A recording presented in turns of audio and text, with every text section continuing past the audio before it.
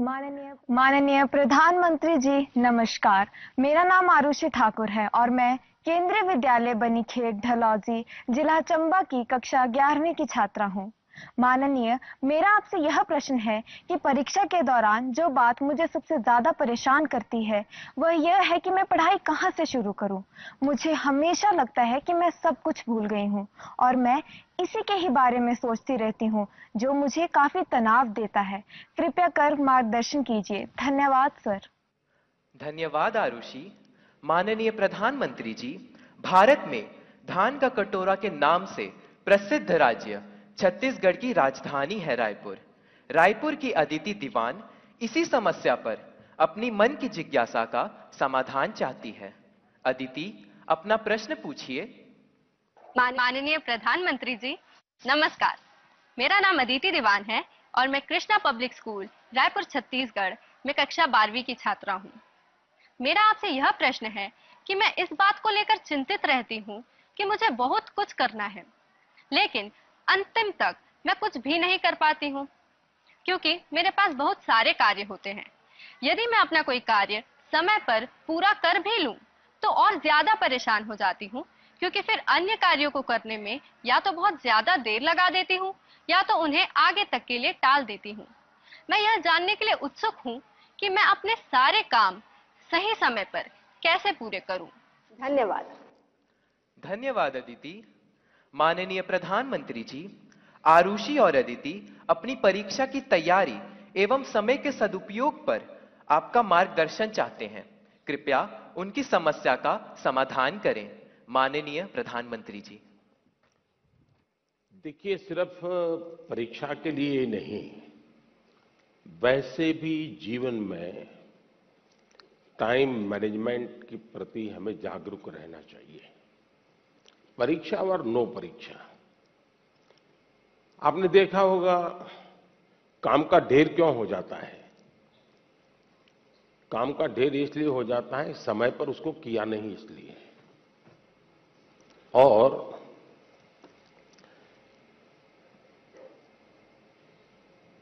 काम करने की कभी थकान नहीं होती है जी। काम करने से संतोष होता है। काम न करने से थकान लगती है। सामने दिखता है अरे इतना सारा काम, इतना सारा काम, और उसी की थकान लगती है। करना शुरू करें। दूसरा, आप कभी कागज पे अपना पेन पेंसिल लेके डायरी पे लिखिए। एक हफ्ते भर आप नोट कीजिए कि आप अपना समय कहां बिताते हैं। अगर पढ़ाई भी करते हैं तो कितना समय किस विषय को देते हैं, और उसमें भी शॉर्टकट ढूंढते हैं कि बेसिक में जाते हैं, बारीकियों में जाते हैं। थोड़ा अपना एक एनालिसिस कीजिए। मैं पक्का मानता हूं कि आपको ध्यान में आएगा कि आप जो आपकी पसंद की चीजें हैं उसी में सबसे ज्यादा समय लगाते हैं और उसी में खोए रहते हैं। फिर 3 विषय ऐसे हैं जो कम पसंद है लेकिन जरूरी है, वो फिर आपको बोझ लगेगा। मैंने 2-2 घंटे मेहनत की लेकिन ये तो हुआ नहीं। और इसलिए आप सिर्फ पढ़ना 2 घंटे ऐसा नहीं, लेकिन पढ़ने में भी जब फ्रेश माइंड है तब जो सबसे कम पसंद विषय है, आपको सबसे ज्यादा कठिन लगता है, तय कीजिए पहली 30 मिनट इसको, फिर एक पसंदगी वाला विषय है 20 मिनट उसको, फिर थोड़ा कम पसंद वाला 30 मिनट उसको। आप ऐसा स्लैब बनाइए तो आपको रिलैक्सेशन भी मिलेगा और आपको धीरे धीरे उन विषयों पर रुचि बढ़ेगी जो आप नॉर्मली टालते हैं और अच्छे विषय में खोए रहते हैं। और समय भी तो बहुत जाता है। आपने देखा होगा, आप में से जो लोग पतंग चगाते होंगे, मुझे तो बचपन में बहुत शौक था। पतंग की जो माजा होता है, धागा होता है, वो कभी एक दूसरे में उलझ जाकर के एकदम से बड़ा गुच्छा बन जाता है। अब बुद्धिमान इंसान क्या करेगा? यूं यूं खींचेगा क्या? ताकत लगाएगा क्या? ऐसा नहीं करेगा।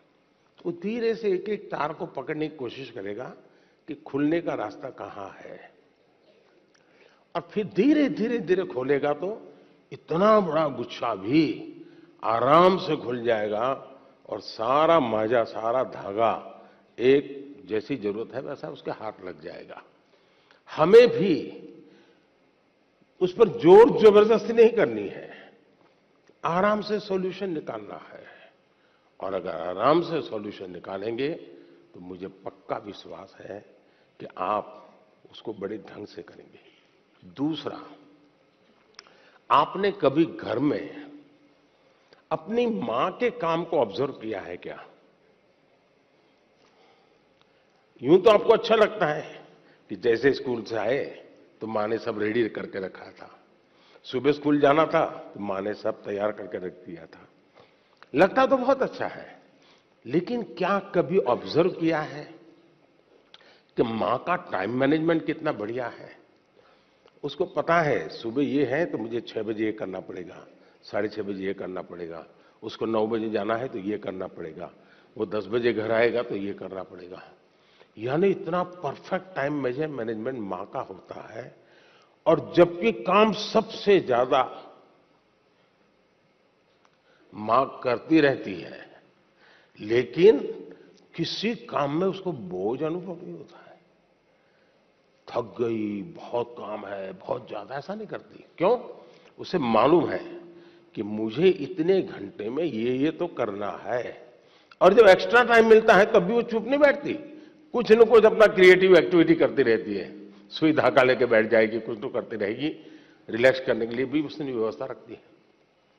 अगर मां की गतिविधि को ढंग से ऑब्जर्व करोगे तो भी आपको एज ए स्टूडेंट अपना टाइम मैनेजमेंट का महत्व क्या होता है, और टाइम मैनेजमेंट ने 2 घंटे, 4 घंटे, 3 घंटे ये नहीं, माइक्रो मैनेजमेंट चाहिए। किस विषय को कितना टाइम देना है, किस काम को कितना टाइम देना है, और इतना बंधन भी नहीं डालने हैं कि बस 6 दिन तक ये करूंगा ही नहीं क्योंकि मुझे पढ़ना है। फिर तो आप थक जाओगे। आप ढंग से उसको डिस्ट्रीब्यूट कीजिए समय को, जरूर आपको लाभ होगा। धन्यवाद।